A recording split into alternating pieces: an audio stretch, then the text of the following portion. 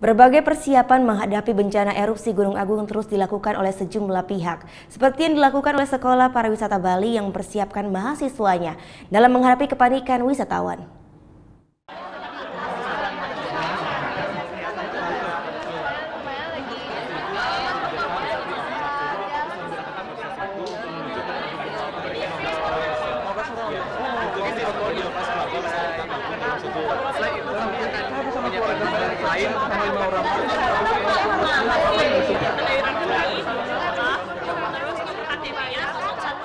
Jadi ada yang bisa dibantu lagi, Pak?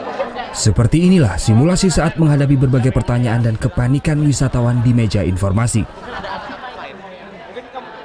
Selama 2 hari hingga Rabu kemarin sebanyak 150 mahasiswa dan 30 dosen dipersiapkan sebagai langkah antisipasi erupsi Gunung Agung, khususnya mitigasi wisatawan.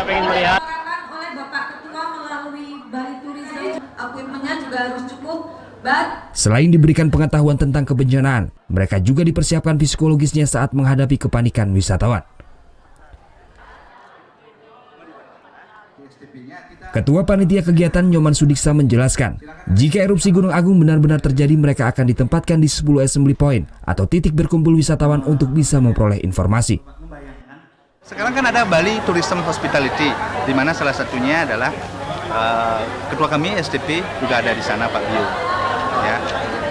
Nah, SDP dapat berperan berbasis pada tugas dan pokok fungsi SDP dan juga resources yang ada. Kita ada mahasiswa, sehingga sekali lagi kita perannya di Hospitality Desk untuk membackup Bali Hospitality, Bali Tourism Hospitality.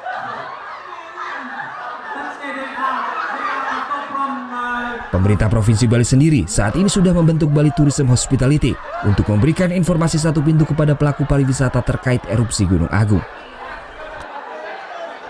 BTH juga telah menyiapkan 10 titik untuk memperoleh informasi, di antaranya Bali Bird Park, Bali Safari and Marine Park, Pelabuhan Benoa, Sentral Parkir Kuta, ITDC Nusa Dua, dan Bandara.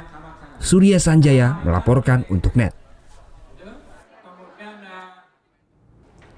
Thank you.